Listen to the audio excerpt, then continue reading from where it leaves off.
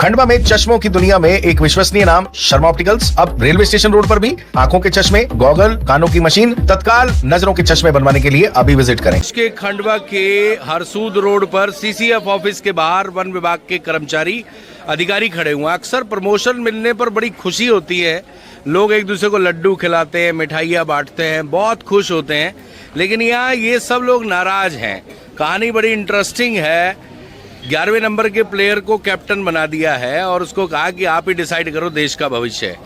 क्या है पूरी कहानी? बड़े नाराज हो रहे थे और आपने अपनी नाराजगी व्यक्त की। पहले तो आपका नाम बताइए और आप सब लोग कौन हैं और किस विषय को लेके यहाँ आए थे? मेरा नाम नीलेश त्यागी, मैं खंडवा जिला अध्यक्ष वन कर्मचारी संघ से हूँ। आज हम लोग खंडवा, खरगोन, बुरहानपुर, सेंधवा, बड़वानी पांचों वन मंडल के कर्मचारी यहाँ एकत्रित हुए हैं क्योंकि विगत रात में पदोन्नति वाली सूची जारी हुई, जिसमें क्या है कि सन 2000 से अभी तक के मतलब 18-19 की भर्ती तक हुई। हमारे साथ अन्याय ये हो गया है कि हम लोग रह गए हैं और हमारे बाद जो विभाग में 10 साल, 12 साल, 15 साल बाद भर्ती हुए हैं, उनको आज प्रमोशन मिल गया है और हमको प्रमोशन नहीं मिला है। ऐसे कितने एम्प्लॉई हैं आप सब लोग साथ में? ऐसे करीबन ये जितने हैं टोटल नंबर की बात करें, नंबर बात करें तो कम से कम 300-400 कर्मचारी ऐसे हैं। सिर्फ 4 जिलों में? हाँ। कि पैन एमपी में? नहीं, सिर्फ निमाड़ में ही 300-400 कर्मचारी व्रत में। मतलब जूनियर को सीनियर बना दिया और सीनियर वहीं के वहीं रह गए और सेवा करते हुए आपको बहुत टाइम हो गया।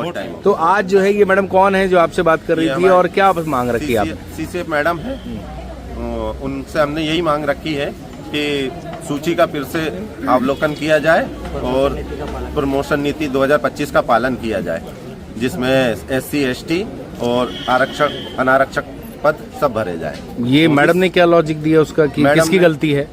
मैडम ने गलती का तो नहीं बताया, लेकिन मैडम के द्वारा बताया गया है कि आप पर्टिकुलर अपना आवेदन दे दीजिए, उस पर जल्दी कार्रवाई की जाएगी। नहीं तो क्या लॉजिक दिया? जूनियर को सीनियर बना दिया, सीनियर को वहीं का वहीं रख दिया, इसका तर्क क्या दे रहे हैं और ये किसकी त्रुटि आपके हिसाब से हो सकती है?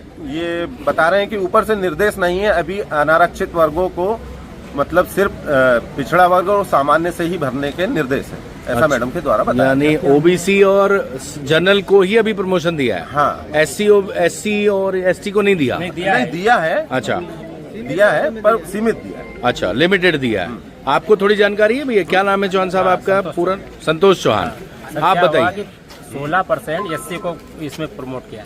अच्छा। और 20% ST को। अच्छा। और बाकी जो 64% था, हाँ, वो पिछड़ा और जनरल को ये कर दिया। अच्छा। तो ऐसा नहीं है, ये ST SC को ये दिया है 16 और 20%, यानी 36% दिया। नॉर्म्स क्या कहता है? नियम क्या कहता है? नियम ये है कि जो 64% बचा है वो वरीयता सूची के आधार पर भरा जाए। अच्छा, यानी 64% सीनियरिटी पे भरा जाए, उसमें सीनियरिटी इग्नोर की है।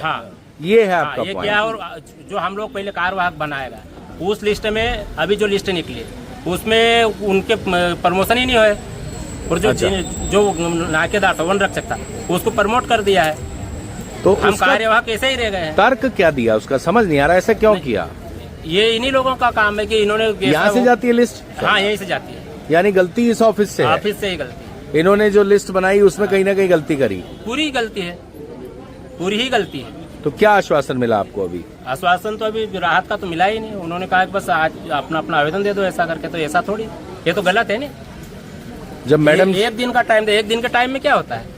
अच्छा, एक ही दिन का टाइम? कोर्ट जाएंगे, जाना ही पड़ेगा हमको।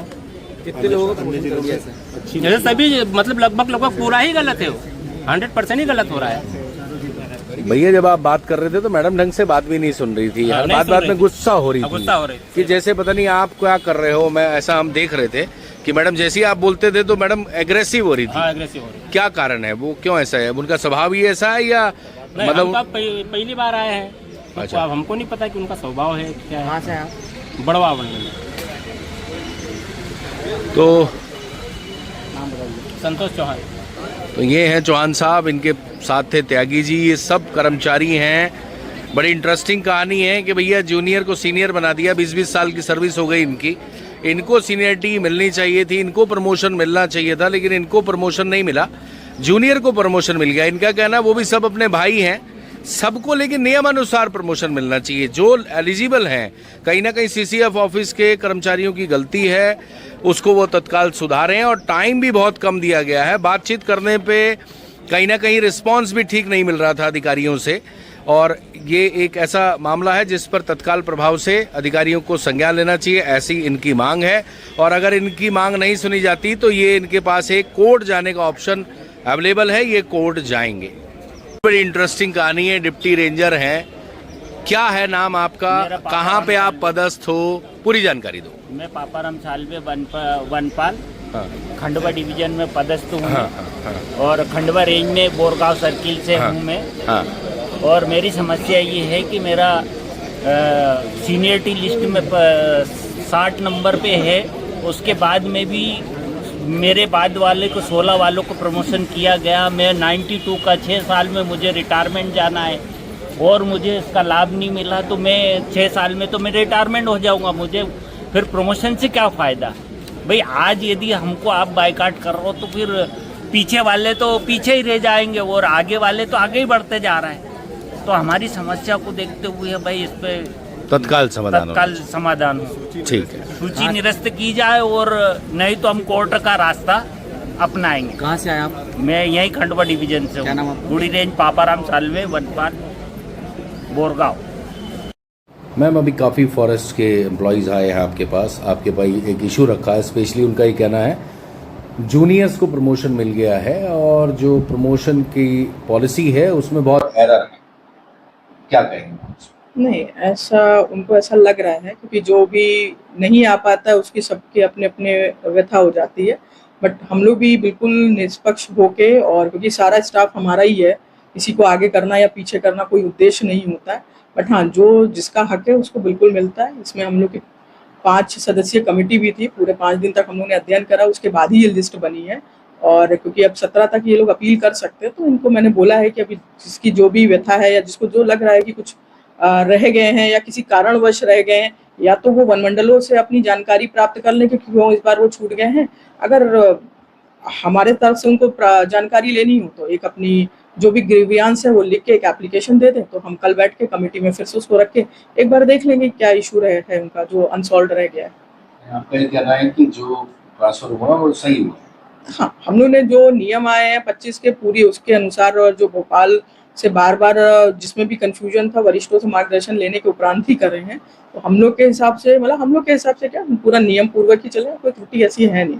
अब क्योंकि जिनका नहीं हो पाता उनको हमेशा ये इच्छा होती है जानने की, तो हम लोग उनको प्रक्रिया बता सकते हैं, बट क्या है प्रक्रिया में जो कितने स्टेप्स हैं या कैसे करा है वो हम लोग नहीं बता सकते। तो कमेटी थोड़ी गोपनीय होती है, और वो पूरा 4 DFOs एक SDO साहब बैठे थे, उसके बाद मैंने उसको देखा है और ये पूरे 5 दिन चली है प्रक्रिया। तो हम लोग को तो ऐसा लग रहा है कि हम लोगों ने बिल्कुल एरर प्रूफ करी है। बट जो भी अगर कोई भी ग्रीवियांस है किसी इंडिविजुअल को, वो लिखित में दे तो हम लोग पुनः विचार देख लेंगे। एक बार टाइम दिया गया है 17 तक का, तो इनको यही बताया है कि भाई अब 17 तक हमको बता दो, एक बार फिर से रिकंसिडर कर लेंगे क्या है आपकी ग्रीवियांस।